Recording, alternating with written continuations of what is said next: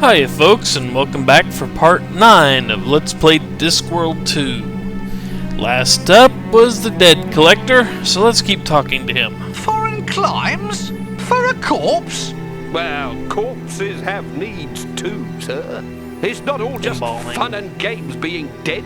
There's a sudden stiffness in the joints, continual growth of hair and fingernails, not to mention noisy poltergeists and neighbours who dislike being gnawed. Ignored? No, gnawed. You know, maggots and such like. Pshaw. Should hear the way some of them go on about it. I mean, it's not like there's anything I can do about it. Still, I thought the offer of a few exotic locations for internment might soften the blow, as it were, sir. No, maybe. So, how is business these days? Tailing off, to tell you the truth, sir. Most of the dead hereabouts nowadays provide their own transport. What? They That could just be a start problem. walking around all by themselves? Yeah, bloody cheek. One minute you've got a livelihood, and the next minute everyone decides to be a zombie, all posh-like, and starts walking about and frightening school children. I've had to ruin myself, making my service more attractive. Attractive? How? Well, used to be we'd just take the stiffs and chuck 'em into the plague pit outside of the town. No, beautiful ceremony it was. Very touching, watching 'em slide down and go thump at the bottom of the hole. Real poignant, like. Now, though, you have to make it more attractive than wandering the streets as one of the walking dead. So now we offer transport to foreign climes. You know, sun, beaches, relaxation, that sort of thing. Hopefully it's just what your freshly snuffed corpse desires. A good holiday to get some of the kinks out. Posthumous travel services.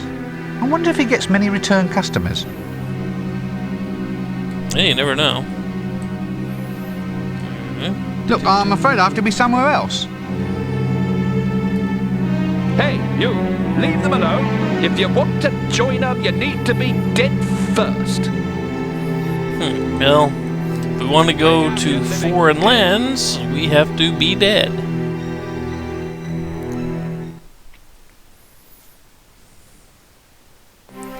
Let's see, what's in here?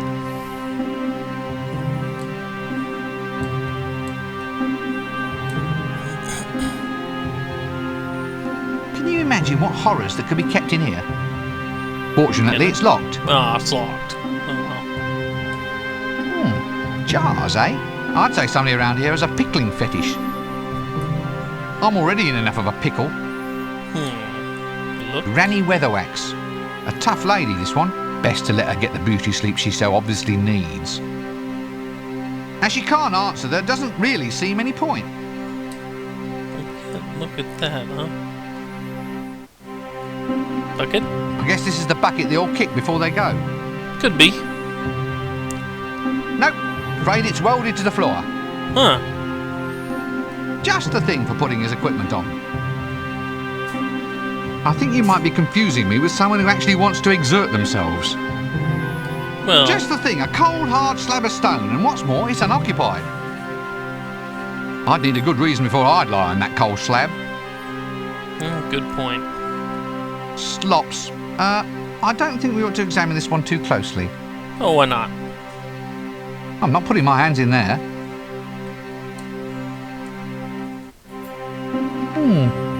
Reasonably sharp, and not too much glue Hey, a on it. knife. Now we have a knife.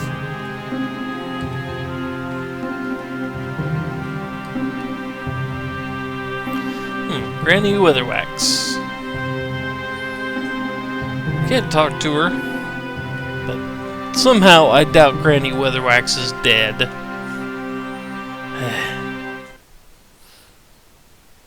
Somehow I just have this funny feeling that she's just kind of trancing or something similar. And can, you know, pop up and shock people later, I guess. What's in here? The pub. What's going on at the pub?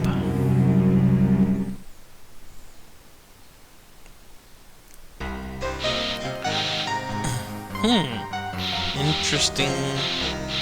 Okay, not that interesting. Barkeeper, I'll have a pint of Winkle's Extra Flatulent, my good man. Extra flatulent.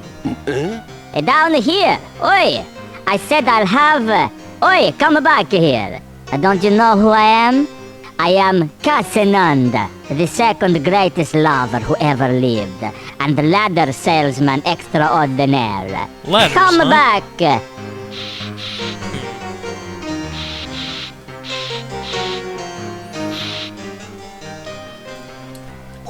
There's a rose in his mouth. And you are?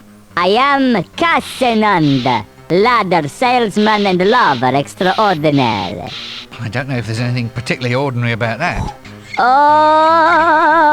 how we danced, how we danced through the night. We danced, and we danced, till our socks were alive. Socks. Socks, huh? So you're the world's greatest lover, are you? Second greatest, really. But the way I look at it, if people think you're number 2, then they know you try harder. Okay, so who's the first? So, what does the world's second greatest lover do with his time? Oh, I'm always looking for fresh challenges, sir. I look at it as my duty to bring a romance and step ladders into the lives of beautiful women everywhere. Hey, what about a This ladder? ladder of yours. Ah, the finest ladder in all of the disc. The old equalizer, you might say. It allows the lover of a reduced altitude the opportunity to kiss his lady on the cheek instead of on the... That's quite enough of that. Now look, I need a ladder. Can you get me one? Oh, no, I only have one. And I need it for my romantic adventures. Introduce me to a beautiful woman, closer to the ground. A wild woman, a fair and beauteous flower. And the ladder shall be yours. I hope it comes wash and wear. Oh, we know a woman that's close to the ground, don't we? I found your perfect woman, I think. Or, to put it more accurately, I have found your greatest challenge. She's over in the mortuary. You mean she's dead? She doesn't seem to think so. Hey, that's good enough for me. Hey, look, a ladder.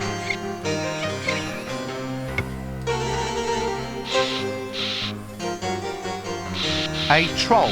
Entirely made from rock, but probably not as smart. Well,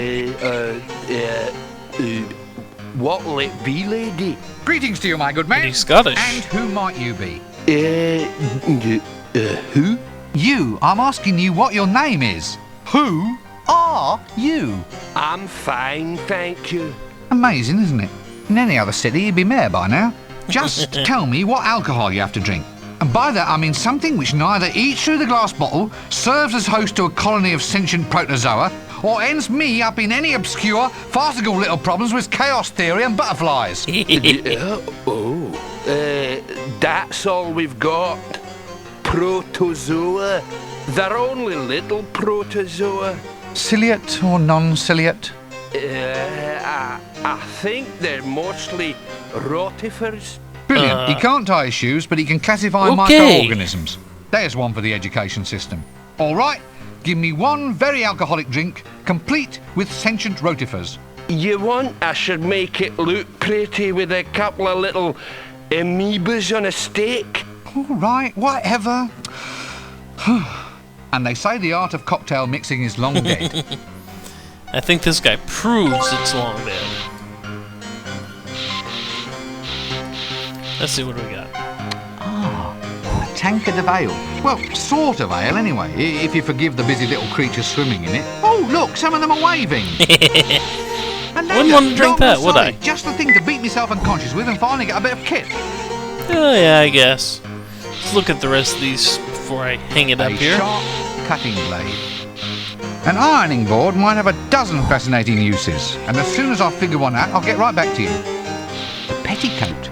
Such thin and delicate material, I can see clear through it. new items that I haven't looked at Pair yet. of scissors. Actually, I'm not usually allowed to use the ones with pointy ends. A stuffed I wouldn't pink let you flamingo. either. Actually, they say flamingos turn pink due to eating pink shrimps. Since shrimps only go pink after they're boiled, I think the reason for our friend Birdie's demise is starting to become more and more apparent. Dibbler's do-it-yourself banging grain. No refunds, no returns, no regrets. Bang grains are back. Okay. Up. On that note, close this up, and it is time to cut the video again. So, hopefully, see everybody back for the next part of Let's Play Discworld 2. Until then, take care, everybody. Later.